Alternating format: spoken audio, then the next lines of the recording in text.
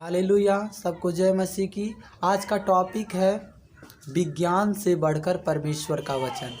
Hallelujah. हम जब वैज्ञानिक से पूछते हैं तो वो कहता है कोई परमेश्वर नहीं है, सब कुछ विज्ञान पर निर्भर करता है। तो भाई बहनों, विज्ञान को किसने बना दिया? मनुष्य को किसने बना दिया? पेड़ पौधों को किसने बना दिया? ये तो सवाल उठता है ना। तो आज हम इस वचन पर चलेंगे कि विज्ञान से बढ़कर परमेश्वर का वचन है। वचन से ही विज्ञान बना है। हालेलुया। तो हम बाइबल से हम देखेंगे, यूहन्ना अध्याय पहले का पहला ही वचन कहता है, आदि में वचन था, आदि में वचन था और वचन परमेश्वर के साथ था। तो बताइए, वचन ही के द्वारा सबका सृजनहार हुआ, वचन से ही सब कुछ हुआ है। हालेलुया। वचन के द्वारा हमारा जन्म हुआ है, हम बने हैं वचन के द्वारा। धरती आकाश भी वचन के ही द्वारा बना है। आदि में यानी सबसे पहले वचन था, उसके बाद वचन से ही विज्ञान बना है। विज्ञान के जितने भी औद्योगिक हैं या आधुनिक कार्यक्रम, जो आधुनिक कार्य हो रहा है, सब विज्ञान परमेश्वर वचन का ही देन है। तो भाइयों, आज हम टॉपिक पर चलेंगे, विज्ञान से बढ़कर परमेश्वर का वचन। जब हम कोई एक कमरा बनाते हैं, एक घर बनाते हैं, तो हम उसके चारों तरफ दीवार लगाते हैं, तब उसके बाद छत उस पर हम लगाते हैं। अब भाई बहनों देखिए, इतना बड़ा पृथ्वी के ऊपर आसमान है, इतना बड़ा आसमान है कि ना कोई खंभा है, ना कोई दीवार है, परमेश्वर ने ही बनाया है। विज्ञान नहीं बना सकता। जो परमेश्वर बना सकता वो विज्ञान नहीं बना सकता। केवल परमेश्वर के वचन से ही विज्ञान बना है। भाई बहनों, इस बात पर हमें चलना है। पानी आखिर में कैसे बन गया? ऑक्सीजन कैसे बन गया? सब लोग कहेंगे ऑक्सीजन O2 गैस से बना है। तो आखिर में बनाने वाला कौन है? ऑक्सीजन को बनाने वाला कौन है? आखिर में कोई तो है, कंट्रोलर, ऑल कंट्रोलर कोई तो है जो पृथ्वी को चला रहा है। पृथ्वी चारों तरफ से घूम रही है, चक्कर लगा रही है, आखिर में अपने से नहीं।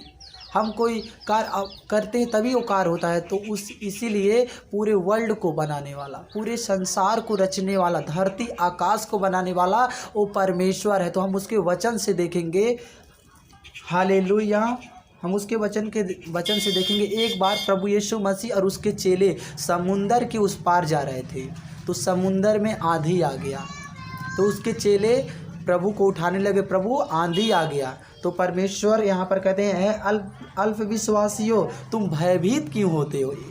इसका मतलब यही है, परमेश्वर यहाँ पर कह रहे हैं कि अल्प विश्वासियों, तुम भयभीत क्यों हो रहे हो? मैं तो तुम्हारे पास हूँ। और परमेश्वर प्रभु यीशु मसीह उठे और आंधी को डांटा। हालेलुया। आंधी को डांटा और आंधी तुरंत शांत हो गया। तब उनके चेले कहने लगे, ये कौन है जो इनका बात तो आधियाँ मानती है, पानी आधी इनका बात मानते। आखिर में जो बनाया रहेगा उसी का बात सब लोग मानेंगे। जब हम अपना घर बनाते हैं, कोई हम एक बकरी हमारे पास है या हमारे पास कुत्ता है, तो कुत्ता अपने मालिक का बात मानता है। इसलिए परमेश्वर ने आंधी यानी हवा को और पानी को भी बनाया है। इसलिए परमेश्वर के बात, प्रभु यीशु मसीह के बात सब लोग मानते हैं। हालेलुया। तो हम आज पर चलेंगे। एक अंकल थे, कल वो इंजीनियर हैं, तो हमसे पूछे कि हमने उनसे कहा, आप लोग तो परमेश्वर को नहीं मानते होंगे, आप लोग तो इंजीनियर हैं, विज्ञान को ज़्यादा महत्व देते हैं। उसने कहा, नहीं, विज्ञानिक तो और ज़्यादा मानते हैं। वैज्ञानिक लोग तंग रह जाते हैं, रिमोट कंट्रोल बना दिए हैं, सब कुछ बना दे रहे हैं, लेकिन आत्मा जो जान है वही बस नहीं डाल पा रहे हैं। इसका मतलब तो उसको बनाने वाला कौन है? उसका बनाने वाला परमेश्वर है। तो परमेश्वर के द्वारा सारी सृष्टि की रचना हुई। आदि में वचन था और वचन परमेश्वर के साथ था। तो परमेश्वर ही सबका सृजनहार है। उसने धरती और आकाश को भी बनाया है। पृथ्वी पर जितने भी रेंगने वाले जंतु हैं, सब परमेश्वर के रचनाहार है, उसके हाथों की कला है। हम भी परमेश्वर के बनाए हुए मनुष्य हैं। सब मनुष्यों परमेश्वर के स्वरूप बनाए गए हैं। परमेश्वर ने सबको बना दिया। आदि में वचन था और वचन परमेश्वर के साथ था। तो इससे सिद्ध होता है कि विज्ञान से बड़े परमेश्वर का वचन है और परमेश्वर के वचन के द्वारा ही सब काम आज भी होता है। क्योंकि सूर्य देखिए, जो हम बनाते हैं वो आज या कल खराब हो सकता है, लेकिन परमेश्वर का बनाया हुआ सूर्य बनाया है, धरती बनी है, आसमान बना है, सब युगन युग तक स्थिर है। इसका मतलब परमेश्वर से बड़ा विज्ञान से बड़ा ही परमेश्वर का वचन है। हालेलुया। तो हम इस टॉपिक को अब विराम देंगे। हालेलुया। धन्यवाद करते पिता परमेश्वर का कि आज उसी ने सबको बनाया है। आमीन।